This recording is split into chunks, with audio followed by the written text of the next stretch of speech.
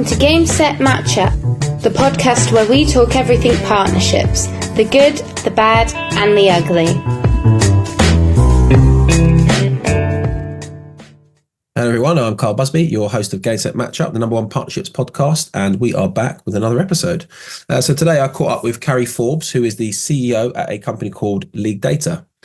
So based in Canada, League Data work very, very closely with credit unions to provide them with all the functions and services that they need to run their businesses. So this could be things like vendor management, cybersecurity programs, QA, etc.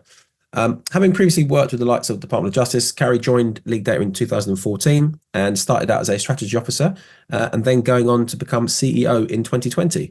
So we talk about that journey, how that sort of transpired, and also how she actually made the move to joining League Data in the first place.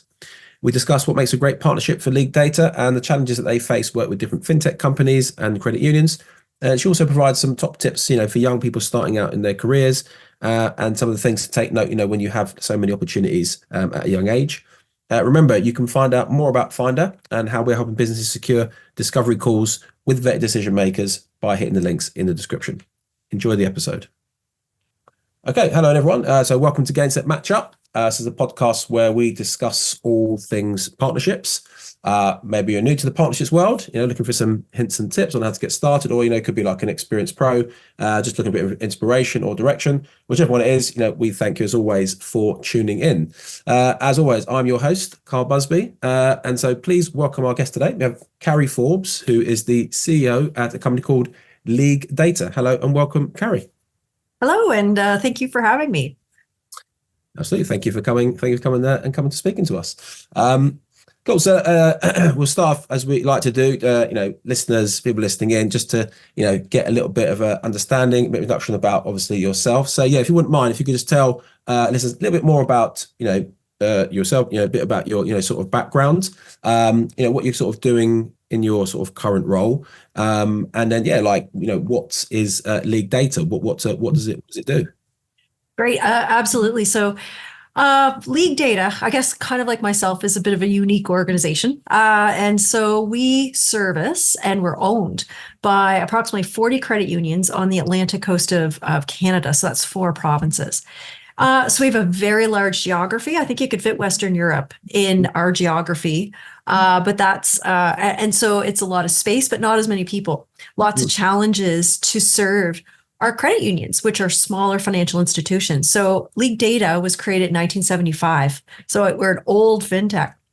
And when you think about it at that time, our credit unions are cooperatives. So it's really about collaboration and partnership in order for us to deliver the scale that they need, that they really couldn't do on their own. So that's how we were born. And over the last almost 50 years, we're coming up next year, I can't believe in our 50 years, we've evolved to become their CIO and really their technology provider. So we do everything for them. And we're also in an outsourced model. So it's all done through partnerships. And that's how. So my background, I've been in the fintech space for about 20 years or so. And also I've spent some time in the government world, in IT, but also in human resources, working a lot on executive development and leadership. So that combination probably is why I ended up at League Data in my current role as CEO.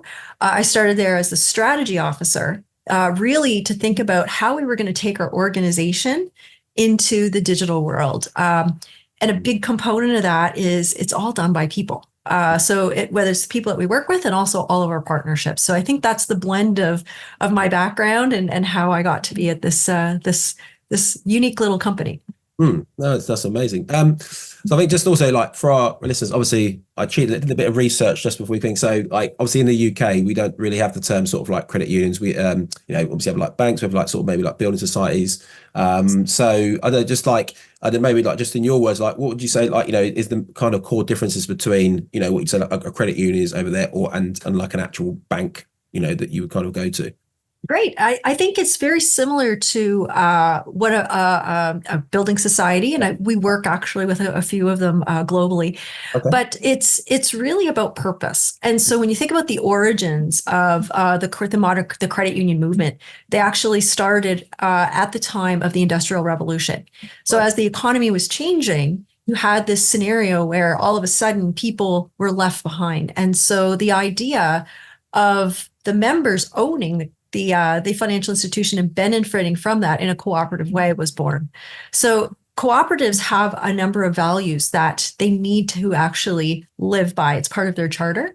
And that includes things like financial inclusion. It includes, economic benefit. And so you can look that up. There's 7 of them. So that really differentiates that local community focus and really trying to benefit local economy. And I kind of think we're at this digital shift now. And so I think their importance is becoming even more relevant again. No, 100%. Yeah, well, we will maybe come on to that a bit later in terms of the whole the digital and where you're going to go and try and move things into. But yeah, no, that makes a lot of sense. I think again, like from my perspective in the UK, these building societies, that kind of thing, they are seen more of like a personal. Something, whereas like the bank's seen as like you just kind of like a number really in a big massive sort of place. So so it's just it's really great that obviously you've got these things and you guys obviously doing this work to support them. So yeah, just moving on, obviously keeping on the theme of like with partnerships. Obviously, you predominantly work obviously with credit unions. Obviously, you said you've got was it about 40? Obviously, yes. So I guess obviously you're always looking to work with more, I would assume, if you can. But when it comes to like working with a credit union and obviously building a partnership, one of those, what would you say Gold Star partnership sort of looks like for you with a credit union? Yeah. So especially now that when we look at the role technology plays in a financial institution, like, when we get started, we were more of an add-on to the main business of being in person. And so I think our partnership in those days was a little more transactional. Once you had the technology in place and everything was there, you kind of maybe checked in once a year. It wasn't a whole lot, but now it's different.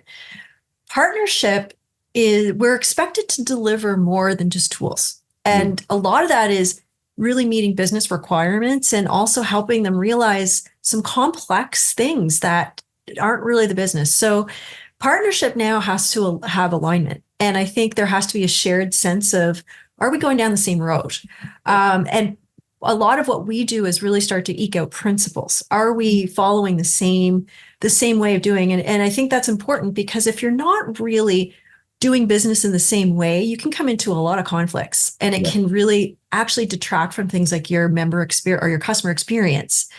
So there's lots and lots of implications, and having in a world where collaborating, and if we think about partnering again, it's that win-win instead of that one-time exchange. So I think that's what we really see. And of course, in credit unions, they're really putting a lot of their trust in us for a very, very important function now. And that includes things like cyber risk and, compliance. So it's more than just, it really now it's my partnership and you really has to be a lot bigger than maybe what those stakes were a long time ago.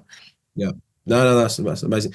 That makes a lot of sense. I think, obviously with partnerships in general, you'd like to think that's the same thing. It's not just, one transaction, you sign the dotted line and then we don't ever speak to you again unless there's an issue. But like I said, having those, values, that is talked about quite a lot in terms of making sure that, whoever you are sort of looking to partner with, obviously for you it's credit unions, but that can still be like, what are those sort of values so that, you kind of align. And like you said, checking in, keeping that relationship live basically, rather than just just the you said the one-off sort of touch points. So obviously we've kind of briefly just touched on it there, like you said, in terms of working with lots of credit unions, you've got responsibility to the members obviously that are there.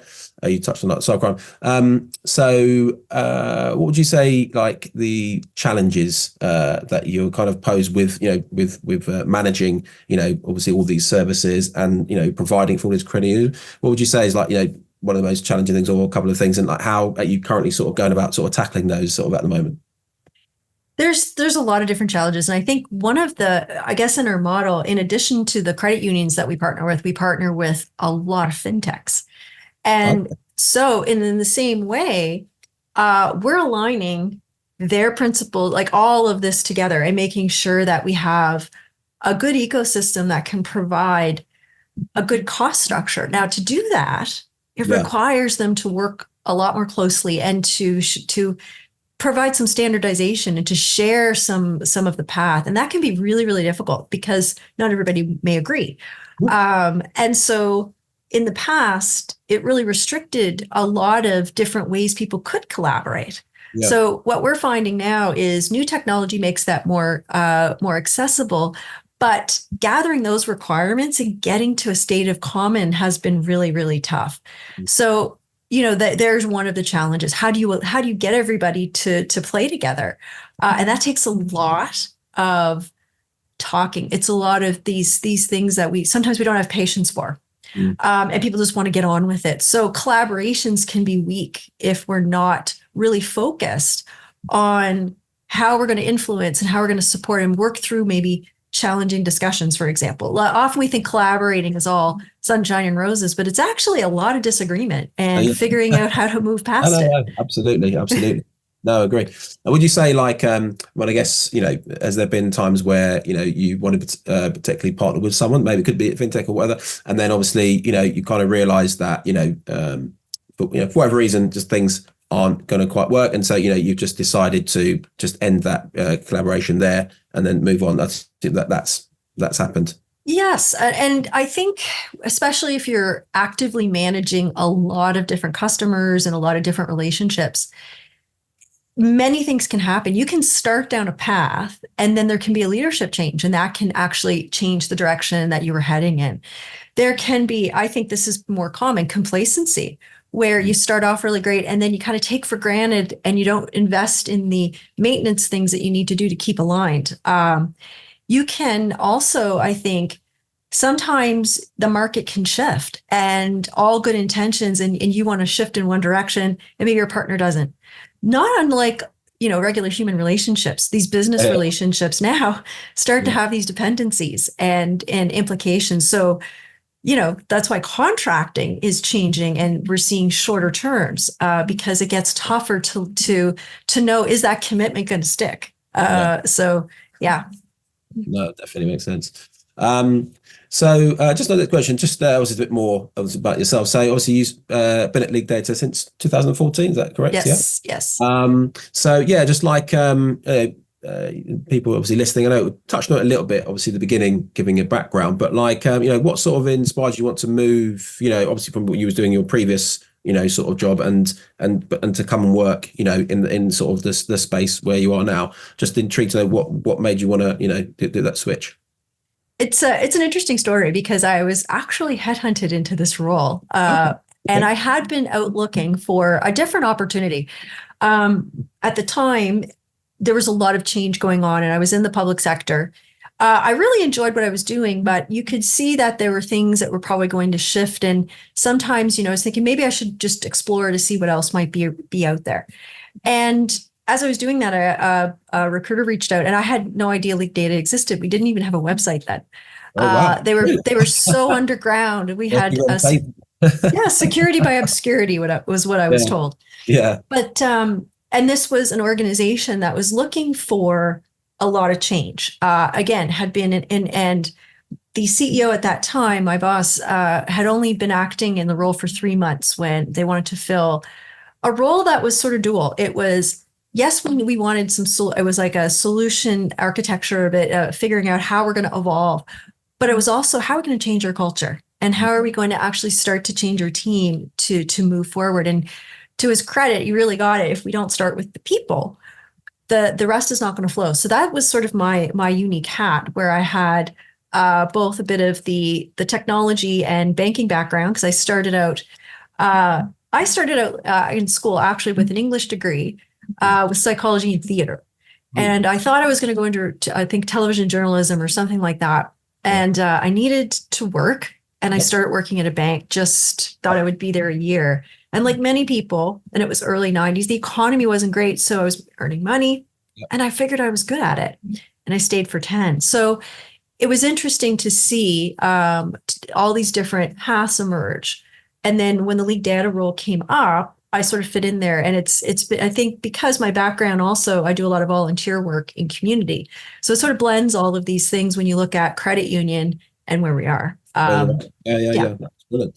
I think, yeah, I'm sure you said before you were talking about the culture thing. I mean, that's just one of the key things in any, business. You'd be able to drive that culture. And it's not it's not an easy thing to do, but yeah, like I said, they're definitely a key part. And then also just so again, you touched previous work in the public sector. So you eventually worked with like people like the Departments of Justice and infrastructure renewal. So just with those experiences, these are like obviously quite big departments. What would you say is like from that, what experience could you take from that that's helped you most sort of in your current role today?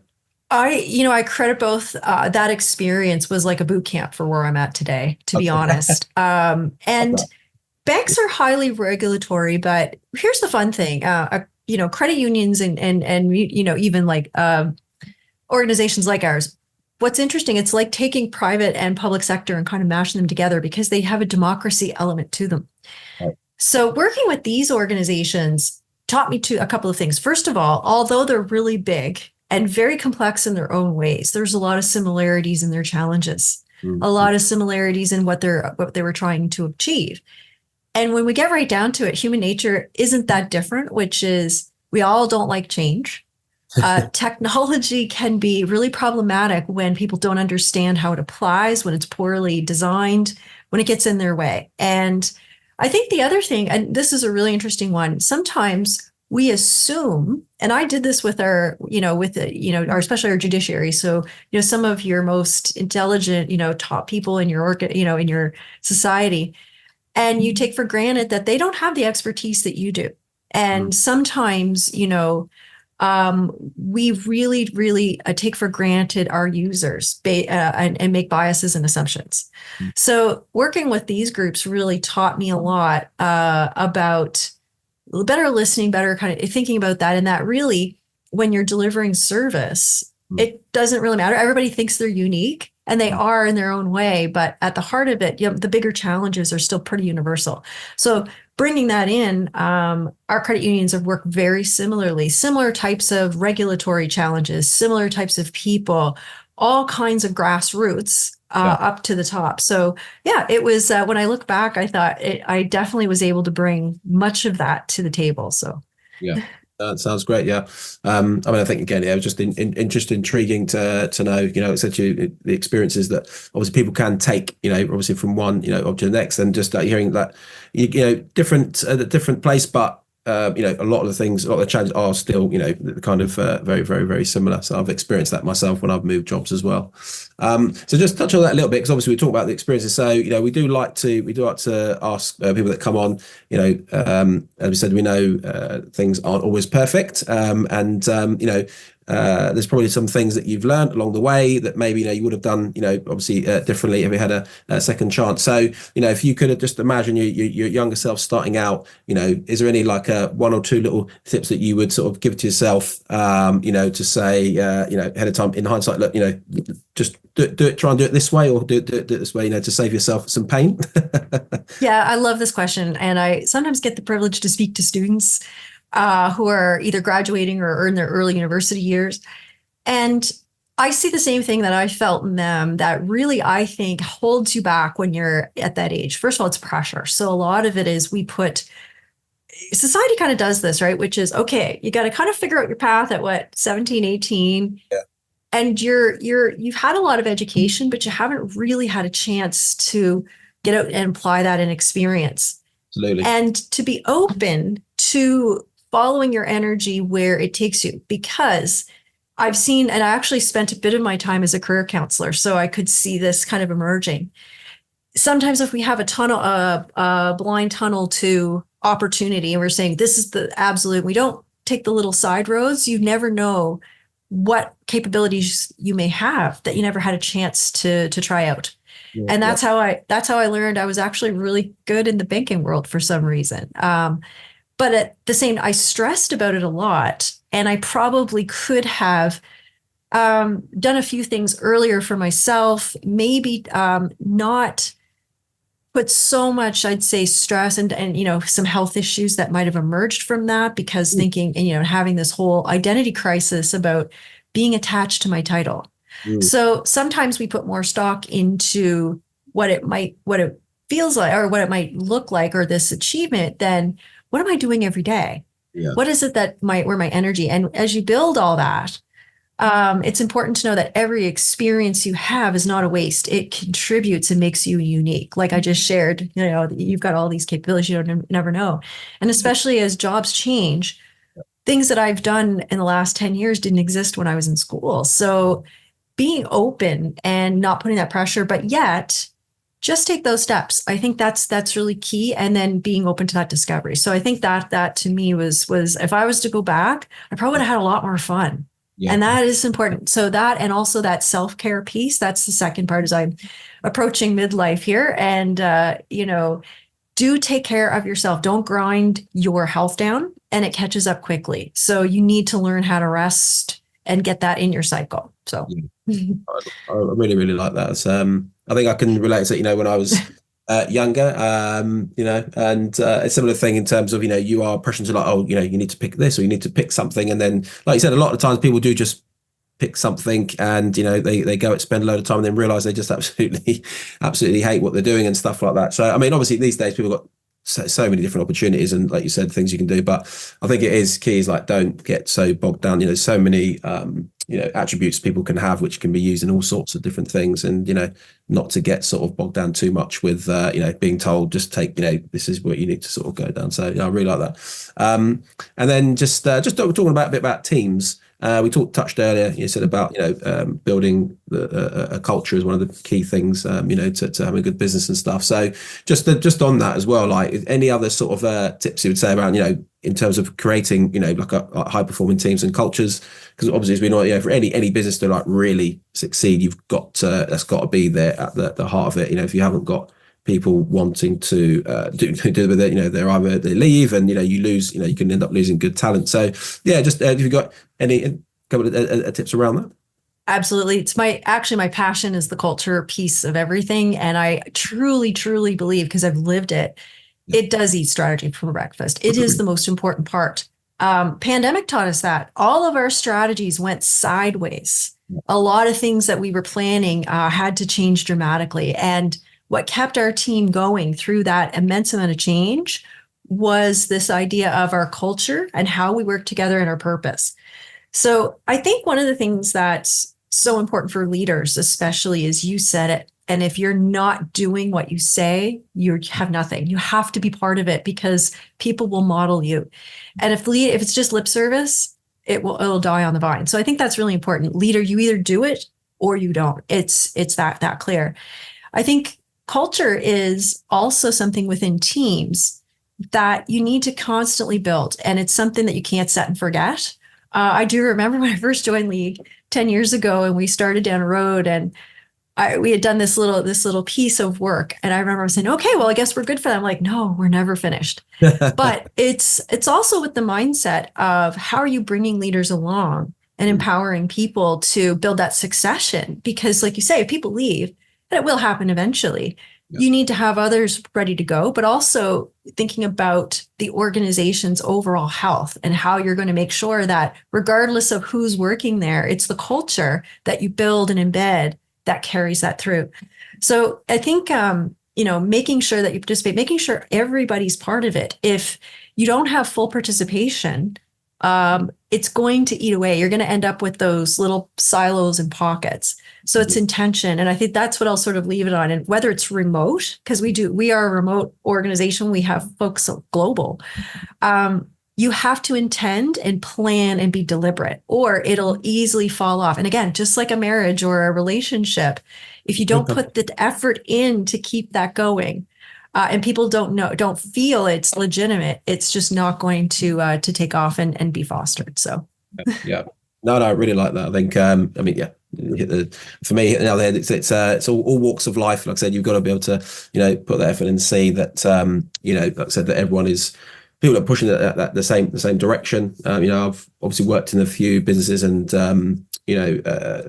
obviously when you look back, in hindsight, it's funny. You look back and you just think, really I really enjoyed my time. That, when you're in it at the time, sometimes you don't even realize how, what it's like. So when you come out of it, you think, yeah, we had a really good ethic, really good work ethic. The team, everyone supported each other. And it's just, just a really good time. So no, I really, really like that. And so just moving on to our last question, just for time purposes. So again, did a little bit of research. I know that, at League Data, you're sort of looking maybe to potentially move more into the cloud, that kind of stuff. So, we like to sort of ask, like, how do you sort of see things changing for the future at League Data? I would think that this is obviously going to be one of the core things that you're going to be spending a lot of time on in terms of transferring League Data. Absolutely. And it has been, actually, we're quite excited because this has been a 3-year journey, and we're about to pilot our very first credit union into our brand new cloud-based native banking system. So this is, and we'll be the first, I believe, in Canada, if not perhaps North America, for at least credit union system. A lot of hard work, a lot of blood, sweat, and tears. So fingers are crossed here. It's always, test until the day. But what's going to change for us? I think this opens up a lot of opportunity, a lot more partnership opportunity. As I mentioned, we deal with a lot of fintechs, and it's going to help us in this new world to, one, partner with a lot more other entities that we haven't cross borders. Also, things like open banking are now in Canada, are coming to Canada. So we'll be able to move our credit unions towards whatever that looks like for us. So all of those things, we're very excited, and it means growth. So we are also probably going to grow beyond those our original Atlantic Canada, and probably provide services to other credit unions. So that's what we're looking forward to. Yeah. Well, no, it sounds amazing. I mean, I think, this day, a lot of things are now moving to the cloud and stuff. But again, you've got to do it right. And that's the thing, like you said, about testing and making sure that it works. But, and obviously, I think you're going to be off for Christmas holidays. I assume this will all start kicking off at the beginning of 2024. Yeah. Yes, well, we're early February, we're due. So a little bit of time for folks to give back and get all the fog out until we, for those that know, in the North America, Super Bowl Sunday is a big deal. Unfortunately, we're launching on that date. So that might be good for the Monday after, where maybe it won't be so busy, but we'll see. That said, we're very excited to actually get this going and have data flowing. So. That sounds amazing. Well, obviously, I know you're going to take a little break, but I'm sure you'll be speaking. It'll just be really good just to hear kind of how those things sort of transpire in the future. And obviously, all the best on that side. So just want to obviously just say again, thank you very much for come and talk to us. I've learned a little bit more about credit unions and kind of how those things sort of work. And hopefully listeners have got a little bit out of that as well. So thanks very much, Carrie, for coming and talk to us. Well, thank you for having me. And again, happy holidays to you and everybody out there. And it's been my pleasure. Thank you very much. Thanks for joining this week's Game Set Matchup. Tune in to hear more about the need to knows and the do's and don'ts when it comes to creating successful business partnerships.